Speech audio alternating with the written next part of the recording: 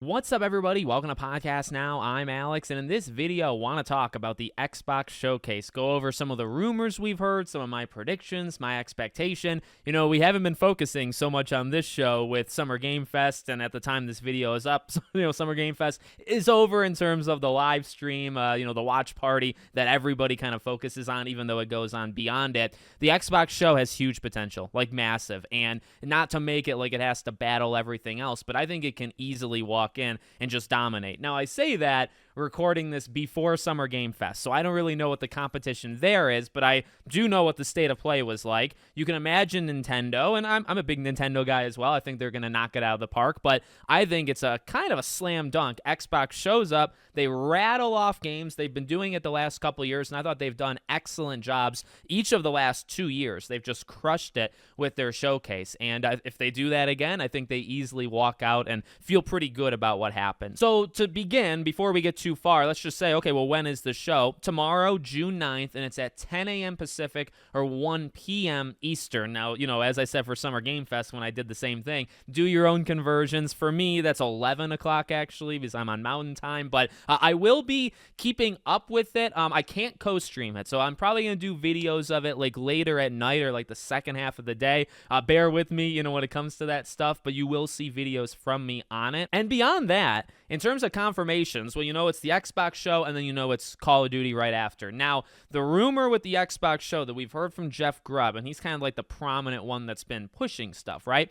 2.5 hours, 30 games. And I think his words specifically were around 25, well, actually, I think he said 5 games, 5 or so, handful, that we haven't ever heard from before, right? So 5 or so games, maybe 4, maybe 6, maybe 5 exactly, that we haven't heard from, brand new announcements. The other 25, so a very high percentage of the show, are games that we have already seen before. Now, the first thing to wonder is, well, what's the split in those 25? What is the split of games that they own versus games that are just kind of there? You even think to a state of play, you think to Nintendo, whatever it might be. Not all the games, and you got to remember this, right? Not all the games are going to be theirs. Even some of those 5 or so new announcements, you want to say 3, you want to say 4 are theirs. Maybe Gears of War 6 would be, one of those 5. That's theirs. But is there 1 or 2 that they don't own, that they're just announcing for the first time anyway, and it'll be out on all platforms? So that's something to kind of just keep an eye on. And then of those 25, I kind of want to say, I want to be very generous to them in this way, that I feel like maybe 17 to 18, a good like 75% of that group would be theirs. There are so many Xbox games or games with connections that need updates, right? So you can kind of rifle through a couple obvious ones. You have Avowed. Avowed needs the release date. Avowed needs another new look. Now, I think you've shown an okay amount so far, but it needs that one final push, right? You have that. Stalker 2 is a release date is already nailed. We've known about it for so long, but obviously, there's situations going on at that company, right? That's out of their control completely. Stalker 2 needs to be there. Indiana Jones needs to be there. Starfield needs to be there. So there's 4 right there, of 25. I don't think I'm going to do all 25 in this video, but you can kind of just look at, their upcoming ones. You look at games like Flintlock or also South of Midnight. I think those are really good ones. Is it time for Fable? Like for me, Fable, you showed it last year, right? And it continues to be like just another year later, where you're getting another year closer, like regardless of when this game comes out. I wonder if this is the time, because I guess what I'm hinting at here, right? You got maybe like 5 or 6 games that are coming out between July and coming out in December, if you want to cap it there for like Indiana Jones, okay? You got that cap. And maybe Doom is among them. Obviously, Doom is most definitely going to get announced, but is Doom going to come out this fall or not, right? So you have something like that.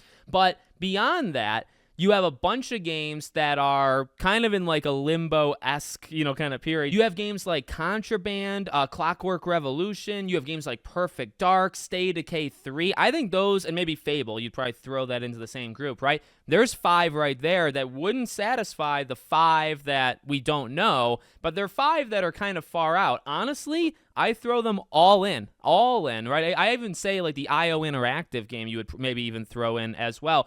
these are the types of games, I guess is what I'm getting at. And I think there should be some sort of break. So like games that are coming out within the next like 6-7 months, you would expect the deeper dives into, and you would expect the release dates to finally get nailed, right? You have a couple of the surprises. Those probably don't get too many details. And then you also have the games that were further out, the Fables and Perfect Darks, that you hope are there, and they need something a bit more, right? Like, I think a State of Decay 3 kind of sums up almost my frustration with those games more than anything, right? So, I mean, you could look at a game like Blade, and Blade is probably like another tier, separated from all these, but you look at something like State of Decay was announced in 2020, nothing, literally just radio silent for 4 years, because they showed it, I believe, at that E3, period, the June period of 2020. 4 years, nothing. You gotta give an update on it. So those are the type of games that I'm going to be really intrigued on because, just basic kind of mental math or whatever.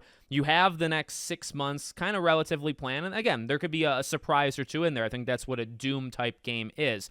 When you get past those 6 months, you have, I listed 5 or 6. You probably have another 5 or 6 that I'm just not thinking about in the moment. So you probably got 10 to 12 of your own stuff within the next, say, year to year and a half. Think about all of 2025. You got another group there as well. And now I think, especially for a big showcase that this is, you got to give the heavy details on the stuff that's coming up. Any game that doesn't have a release date, you got to give it to. So Avowed, Indiana Jones, things like that. But then the games that are a little bit further out, such as State of Decay and Perfect Dark might be too far, right? But State of Decay, I think, makes sense in games of that ilk. Those are the types of games I would expect the next wave of info on, whether it's just like another trailer, but eventually you get past the part where you do like what they did with Fable last year, right? They show the Fable trailer, but it's all cinematic. It doesn't, I think they said it was captured in engine, so maybe it's got some under the radar gameplay elements in there, but it's mainly for spectacle. It's mainly to get you in.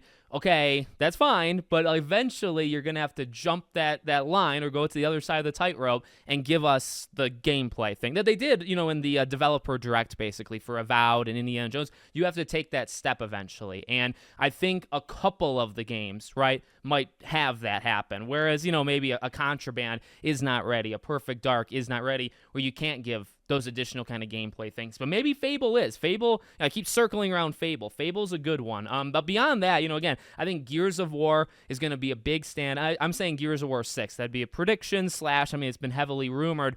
This would also be the time, if they're going to do a Marcus Phoenix collection like you have Master Chief, this would be the time to do it. So I really, really hope that appears here. And then I'm just personally, my expectations, I just want updates. I'll take the games a year and a half, 2 years in, but I want that Avowed date. I want Indiana Jones date. I kind of want a little bit of info on them. And, I'm really focused on the next, maybe 6 to 12 months, if you want to give the first half of next year. But, those 5 mystery games, if we're talking about games that are 3-4 years out, I got enough on my plate. There's enough games that are 3, 4, 5, 6 years out that we haven't seen in ages and we're not going to see in ages. I don't know if I need more.